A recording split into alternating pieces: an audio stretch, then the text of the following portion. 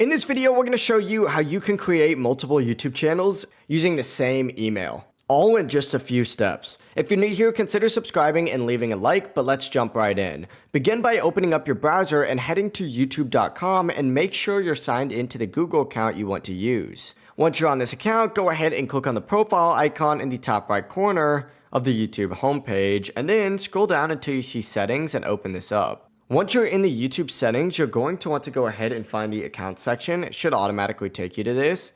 And then go ahead and find add or manage your channels under the your YouTube channel section. Open this up and then you're going to see the option to create a channel just like so.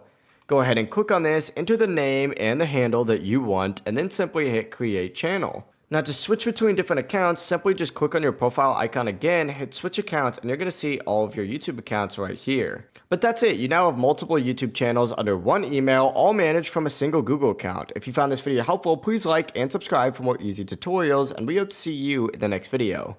Bye bye.